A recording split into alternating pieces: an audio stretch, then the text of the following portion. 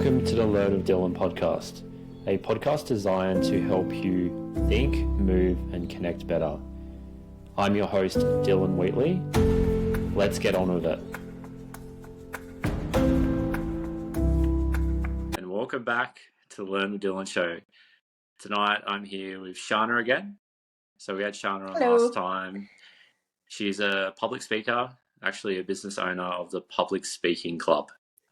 So I wanted to invite her back on because I've been learning to better my communication skills, and I do find it's one of the most valuable skills that you can learn that will take you a lot of places and open a lot of doors. So tonight, Sharna and I wanted to discuss impromptu training and do impromptu speaking. Impromptu speaking. And do a little bit of a coaching session on myself. But first, I wanted to ask you, why do you feel like it is important to do some impromptu speaking? Impromptu speaking is so important because I think it's one of the underrated things you can do. It is actually what I think is your secret weapon for anyone wanting to improve their public speaking, but also their day-to-day communication. It's one of those things where you kind of flip it on its head. It's the not practiced speaking, basically. So it's all the on-the-spot things, all the things that you haven't planned for. But the more you can actually, in a sense, practice that, the better you'll be at all kinds of speaking. So I think it's the easiest, it's like the cheat codes way of improving your speaking in a very short amount of time by doing it on the spot. Yeah, perfect. And I do feel like a lot of people do struggle when they get put on the spot to, I guess, answer it in an intelligent way, and they tend to stumble and go and just freeze up as well. Yeah. So it is really helpful. So yeah, let's run through a bit of a coaching session today. So you can do it on me. Say if you're coaching someone through impromptu speaking, how would you start? Oh, okay, good. So when we do impromptu speaking as kind of like an exercise and a practice in a, not a real life situation, there's how it normally runs is someone will give, the trainer will give the participant a question or a prompt that they have no idea what it is. Yeah. And then that person has a certain amount of time to answer that prompt, and just basically the point of the exercise is to spitball or just say as much as you can. It could be a minute, 2 minutes on the topic, just to get it out there. And then the more you practice, the more you'll learn to finesse it and refine it. So when we're in this situation, and then this can apply to interview questions, to Q&A panels, to being in a difficult conversation, even when you have to prepare for the different angles or arguments they might take. So it really can branch into so many areas of your real life. So that being said, the first thing is I encourage that person to really pause again. Last time we shared about the power of the pause. And the really easy trick is to just repeat the question. Yeah. So you can repeat it, reword it, or just say it out loud again. It buys you a bit of time for your brain, and it solidifies the question again in your mind to make sure you're remembering it, and gives you a bit more time to think of an answer. And it also, kind of confirms to that person that you are listening and you know what they're asking. So pausing, repeating the question, and then kind of just launching straight into it in a sense. So you really want to listen, pause, repeat the question, and then it's time to just start answering it. And often what you find is you get more and more practice, but often what you find is you'll figure out your answer sometimes as you're saying it. Like you will start answering and then kind of in the process of speaking, realize where you want that journey to land. Yeah. Does that make sense? It does. It does. It's funny, I was actually just watching a video of this guy that was saying, is The Rock a good public speaker? Do you know Dwayne Johnson? Yeah. Yeah. And he is. He's really good. And they showed a video of him talking at an event, and they were saying he's really good at like thinking about the words he actually says, you know, like taking the time. And he also says things with a matter of fact, like this is how it's done. So he has that authority as well. So Yeah. and he's doing it, I think he's doing it for a company, so he's speaking at the right event, like with authority, with a matter of fact, this is what we're doing. So I just thought that was really interesting, and then I just wanted to share that with you because we're doing this right now. Yeah, 100%. And Mm, like I've said before as well, with speaking, sometimes we think it's a race to run through the answer as quick as we can or our speech as quick as we can. But if you think of the wisest person you know, or if you think mm, of someone, there's someone you know that probably pauses a lot, has a lot of mm, weight in their words, but then when mm. they say it, they come across so much wiser, and that is really the antidote to rushing through things. So there's no harm in pausing and being so matter of fact, because you'll come across a lot more considered anyway. Yeah. Yeah. All right. Well, let's do some on me. Like You do want me to some. give you an example? Or you give me Yeah. one, really? Okay. Give me Okay, cool. an example. Give me a question that I've got to answer. How do I set it up? Say, like, you know, Yeah, someone's listening to I'll this explain. at home, Yep. and you know, they're probably going to do it with friends. Like, what would they need to hmm do? And they could just copy us. Okay, perfect. So for all those following along at home, what we're doing is what I like to call a hot on the spot experience, basically, where I am going to put Dylan on the spot and he's going to answer a question or a prompt. Now, the challenge is to speak on it for a minute. Okay. Now, and I'll time you. I'll get my phone out here to time you. I'll tell you Yeah. when you're done. Now, the good thing about this challenge is it's purely for the purpose of the exercise. So I don't care if you answer the question and flip it on its head. I don't care if you make something up that's not even true. The whole purpose is just to get us practicing answering it for a minute. Okay? Yeah. So you Okay. can kind of take it wherever you want. Yeah. All right. Let's go. So what I'll do, I'll repeat the question or the prompt Yeah. twice. Then it's all over to Dylan, My our Learn my with heart's Dylan beating already. host. That's all It right. is scary. I Yeah. love it. I know I sound so evil, but I love it. I'll get my timer ready. Okay. So normally when I do this in a group setting in my training program, I usually have a group of people there, so they don't know if they're next. But obviously, Dylan, you know you're up, but that's Yeah. okay. So I'm You just don't going know to the talk question. about I'd talk about the topic for a minute. That's it. Yeah. So you ask me a question, Yes. I'm going to Yeah. talk about it for a minute. Okay. Yeah. Let's see how we go. Hey. All right. Let me pull one out. So the question or the prompt is, why is change so important for growth? Why is change so important for growth? Oh Dylan, God. minutes up. Okay. Minutes So on. all right. So change is important because we w- change is important because we need change to grow. This is actually tricky. Let me think on it. No, you're right. You're doing well. Okay. Okay. So change is important because if you don't change, you're not going to change. Oh wow, this is hard. This is really difficult. You're 10 seconds left. You made it to 50 seconds, so you did well. Wow, that's actually If you really want to keep hard. going or you want to No, pause. no, that was a really hard question, It's but hard, right? yeah, Round of applause. I know, round of applause for Dylan though, but yeah, I did do I did a tricky one, but I was like, it's learn with Dylan, we're here to yeah. learn That's about it. growth. Can you give me an easy one next Now, time? what was an easy one? Yeah. Sorry. I'll. Yes. Can I ask you that question? Can we do it back on Okay, you you? can do that one, or you can do a different one if you want to mix it up, Oh, or the you've same probably one. done this one too many times though. You've probably done it. You've got it down pat. Have you done this one? The same Answered it. question? I've only ever asked it, I think. Yeah. Okay, Up to you. let's do you. Put your timer on and let's do you. Yep. So the Yeah, same question or a different one? the same question. So, okay, I'll put my timer on. Read it out, like say it out to me again, and I'll start Okay. if you remember. All right. So why is change so important? Change is so important for growth for a couple of reasons. But before I get into those reasons, I want you to think about the emotion that change and growth brings.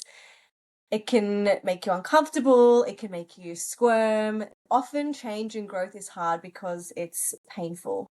So when you're growing, unfortunately, we can't just stay sitting still. We have to keep changing in order to grow. Like plants, we're complicated house plants basically. We need a few different things to continue growing. Change is one of those because we know that, like plants, if we aren't changing, if we aren't developing new leaves, new skills, new hobbies, if there's no change, it means we're dead, basically. So change is important because it actually doesn't necessarily help us grow, but it is proof that we actually are growing. Time's up. You smashed it. You smashed it. That was actually harder than I thought to be honest. It's all that practice you've been doing though. Yeah, well, you probably heard me. Well, actually, you give me some feedback on what you think went well and whatnot, because I've got a feedback for myself, I think, as well.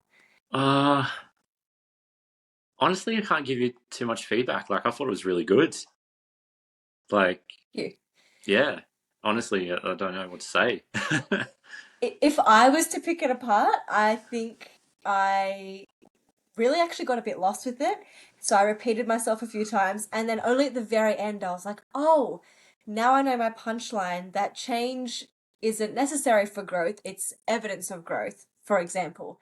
But that's the whole point of the exercise, is to get you practicing to just speak and speak and speak, and then you come out with a solution or an answer. And then the more you do it, though, as well, the better you get at, to be honest, bluffing your way through. So it sounds like you know what you're talking about, but in my head, I was like, I have no idea where I'm going with this. Yeah. Does that make sense as like an exercise? Yeah, it does. It's funny too because like I've done like thousands of sales calls, and you know I'm fine with doing them. Obviously, I'm still always trying to upgrade my skills, but like getting put on the spot like that, I was just like, that's very difficult. It is. No, you did very well. A lot of people really at the beginning, it's funny because it's actually not hard to talk about with no pressure. Yeah. But you know, I don't know if they still have those radio games around where they'd say you have to answer this many questions within 30 seconds or a minute. Yeah. And they all start with the same letter, for example. So it'd be like, name, you know, starting with the letter D for Dylan, name a TV show, a food, and this. And if you can do all of them in 30 seconds, you get like $100,000, right? Yeah. Now, that's the whole point of it, is if you are to ask someone that in just a casual conversation, they could do it easily. But as soon as the pressure is raised or the stakes are raised, suddenly we freeze up. Yeah. And that 100%. Is the beauty of practicing your impromptu speaking, because you get better at being uncomfortable with it, so then you do become comfortable. So it sounds practice, even though it's not. How often would you realistically do? I know it could be a thing you could do it every day sort of thing, but do you, like with the students that you teach, do you give them like a guideline of like try and do it a few times a week, or like get in a routine? Like, is there a way about doing it in a way? I think the more the merrier. Obviously, the more you do it, the quicker you'll develop it. In my program that runs for 5 weeks, I just do it with them once a week when we're together. They do have a chance to do it, you know, with each other later on, or I don't really set it as homework or anything. So I think even if just you do it, even if once a week, that's the beauty of why it's a secret weapon. Even if you did once a week a new prompt for a minute, over 5 weeks, over 6 weeks, over, let's just say 3 months or something, that's already, even though it's only minutes at a time, that's already so much more practice that you would get otherwise. And of course, I think it's always better if you can do it in a space where you get feedback and you get a bit of pointers. But you can start with that, and then if you feel really comfortable with a minute and you can, you know, explain your way through any minute of anything, then raise it to 2 and raise it to 3. So you could go forever, but it is so invaluable, not with just practicing your impromptu speaking, but the more you do it, the more you also then will finesse your structure. So you'll come into that 1 minute of unknown content and you'll be then ready after a while to think about, okay, I'm going to have an intro, I'm going to have a body and a conclusion, and I'm going to tie it all together. Yeah. And that's what you do in your 5 minute, half an hour, however long speeches, right? So it actually at the basic level helps your thinking on the spot, but it also helps your practiced speeches as well. Perfect. All right. Well, I think we might make it a bit of a short one tonight, or was there any practical tips that you'd like to touch on to finish off? For this one, why I love it is because, yeah, you can do it at home. So you can, if you have a friend or a housemate or someone, you could write down one question for each of them so that you don't know what it is already. Or even if you wanted to, on your own, write down maybe 10 prompts for yourself, put them in an envelope or something and pull one out at a time so it's still a surprise for you. Yeah. And just practice seeing how long you can do it for a minute.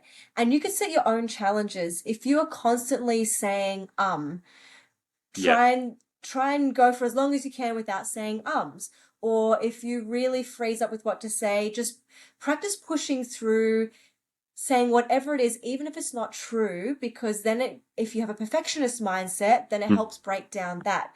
So whatever like your kind of issue is, you can actually just help address it and practice it out in a very easy way through this. So my takeaway is, if you're listening, go home and find a prompt, or just think of a random topic, look around your room. Oh, there's a topic I can think of from the poster or a book I've got, and go for a minute. The more random, the better. And that is honestly a bit of a life hack for improving your everyday communication. Yeah. And I really want you to cement that into everyone who doesn't really know much about communication skills. Like how will this help them in their everyday life? Like, why should they take the time out of their day to do it? Yeah. Actually, I'm going to ask you a question then, Dylan. We can do this together. It won't be as hard as before. Yeah, okay. But let's spitball if we can think of 10 to 15 situations, day-to-day situations that the everyday person could find themselves in where they are thinking on the spot. Like, list some off for me.